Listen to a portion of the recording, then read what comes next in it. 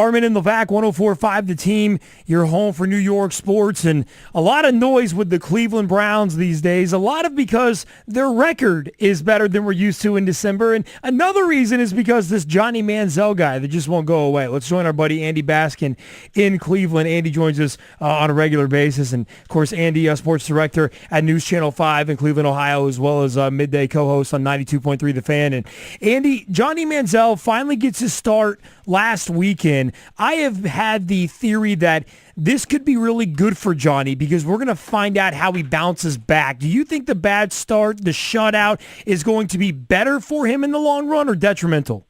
Boy, that's the million-dollar question here, and I think we're going to spend about 20 hours this week talking about it because the last 3 days on the radio here, that's all we've talked about for 8 hours is what's the deal with Johnny. You go back to Sunday, he wasn't ready. He was not prepared. There were a couple scary things that were said. I think if you're a real football fan, the fact that he just, started trying a week ago once he kind of had an inkling that he could be starting, and then he started putting some effort into practice, and then he told the announcers on Fox the other day the same thing, that, hey, I really started to kick it in with it. Well, where were you for the first 15 weeks of the season? I mean, just unprepared, very rookie-like, and really much a letdown for a guy that I think we all wanted to see be successful in that first game. Andy, how does he have preparation problems at this level? I mean, this is a guy that's been successful. Is it because he's never been a backup?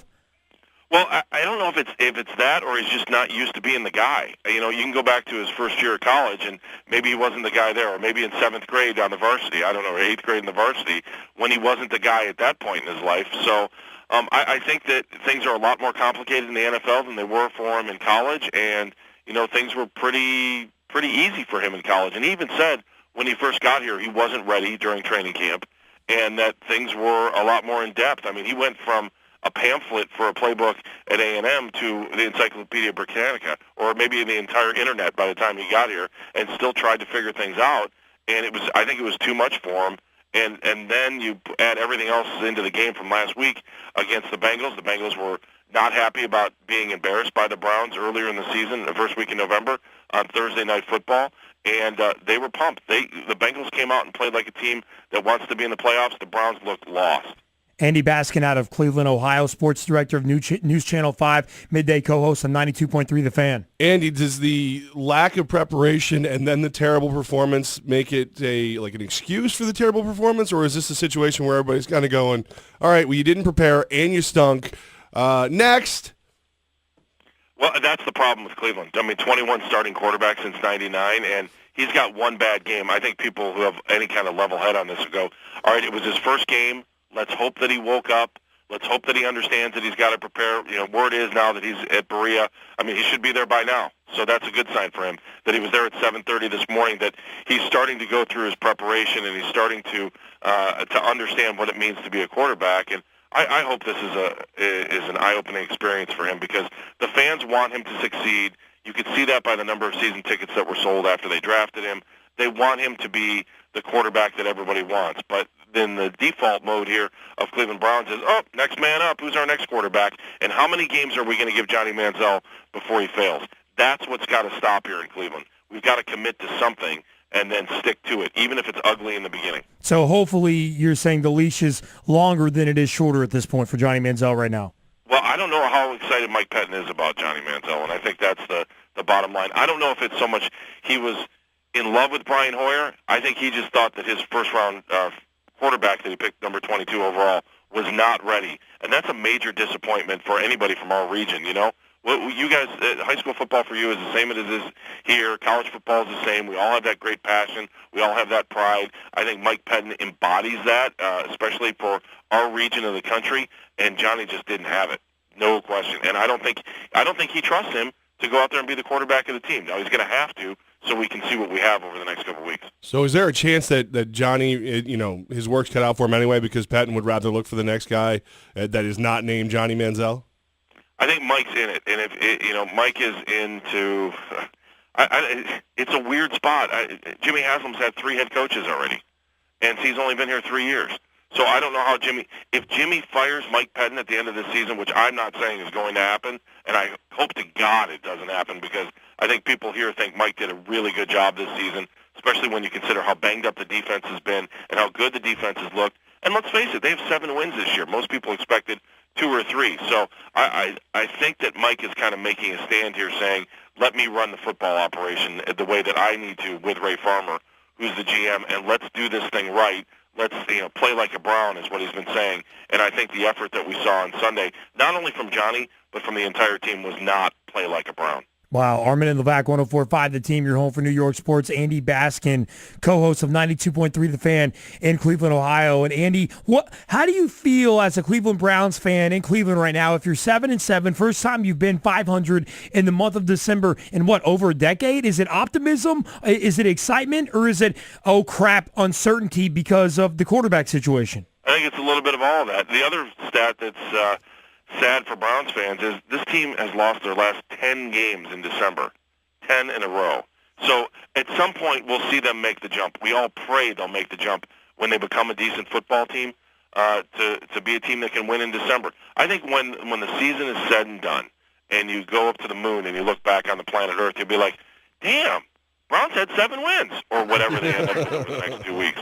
That's not too bad for a team that really stinks. And that's what they've been in the past. And so I think when the dust settles on the end of the season, we're still not going to know who the starting quarterback is week 1. There's going to be a competition. Manziel's going to have his opportunity, more of an opportunity next year than he did this year. And we'll see how the chips fall on the quarterback situation. But, big picture, I think you got to step back and go, 7 wins is still better than what we saw last year. Andy, we speak of the current quarterback controversy, but a former quarterback has now thrown his name back into the ring. What are the thoughts on everything Bernie Kosar is saying right now? It's not only Bernie; it's Tim Couch said that too. I'm not surprised that Bernie said that. And if you listen to what Bernie's saying, Bernie is right that there's no consistency in this organization. It goes back to all the things I've talked about. You change quarterbacks like you change toilet paper. You go through coaches like disposable diapers, and you have all these problems that they're the same problems with a different owner. At some point, someone's got to put their hand up and say, stop. We're not firing the general manager this week. We're not changing quarterbacks this week, and we're going to stick with a head coach for more than a year.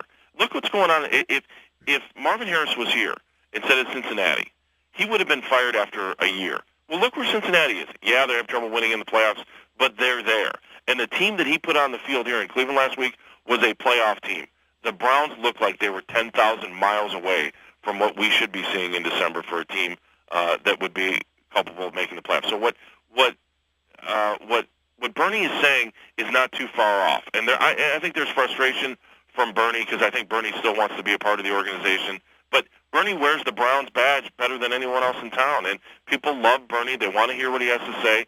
And Bernie's just saying, stop, please. Can we get this thing right, no matter who the owner is?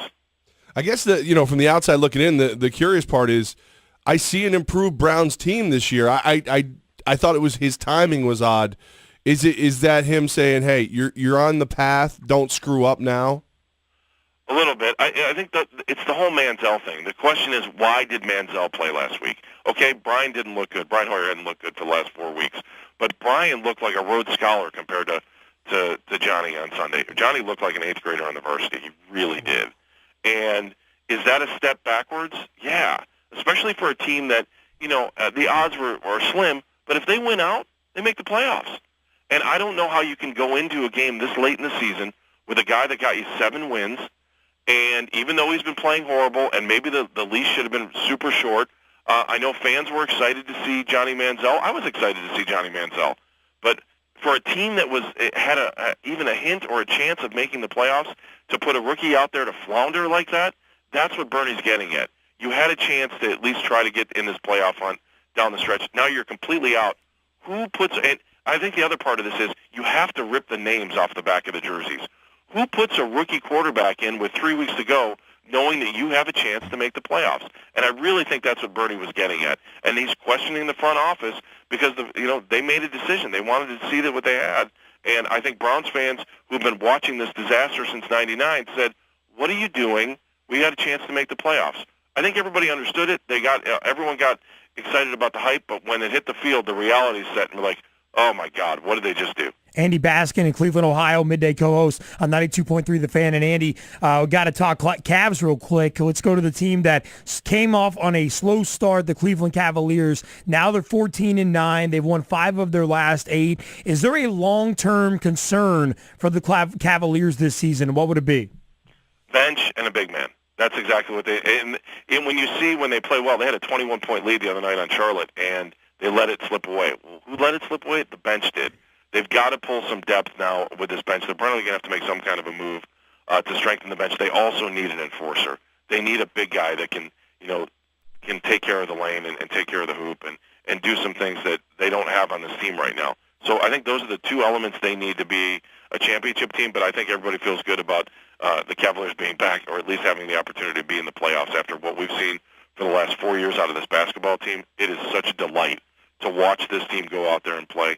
Kevin Love's defense is what he was ripped for the most before he got here. And, Kevin may not be the greatest defender in the NBA, but you see him working hard every night to be a better defender, and I think that gives you hope and optimism. And, LeBron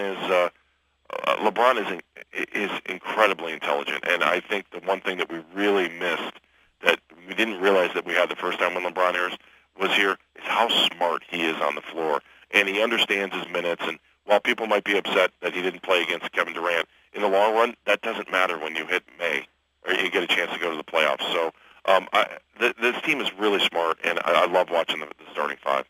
Now, on the boots on the ground, you're there. Has everyone forgiven LeBron now, or are there some hardliners who are still angry that he left? Did LeBron leave? I didn't even notice. That's what it's like. There you go. I'm serious. The day he decided to come back was the day everybody let it go. Yeah. Awesome. And at first I thought, there's going to be some people who are upset. I don't think people forgot what happened, but they embrace what they see now, and I think people appreciate a little bit more what he was to this franchise and what he meant the first time around. And, I think we all got excited in the hoopla, and when he left, everybody, everyone wants to make a romance analogy to that. But, he left. He got his master's in basketball, and now we're hoping that he can help this city finally get a championship. And you mentioned how smart LeBron is. What kind of impact does that have on the young Kyrie Irving?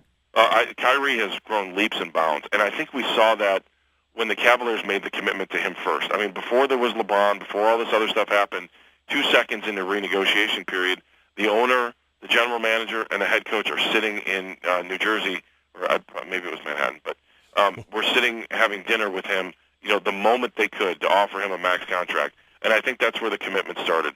I think Kyrie has to learn still a little bit about what it takes to be a champion, and that's just going to take time. I mean, it feels a lot like a guy's rookie year again, but Kyrie was asked to do everything when LeBron wasn't here. And now that LeBron's here, it's been great to watch Kyrie just kind of relearn the game and learn how to distribute the ball and know when to take the shot and when to be Mr. Fourth Quarter and do all those things rather than having to bear the weight of the entire franchise on his back. Andy Baskin in Cleveland of News Channel 5 and 92.3 The Fan. Andy, always appreciate you fitting time for us between the radio show and the TV sportscast. Thank you so much, my friend. No worries. You guys have a great holiday season, too.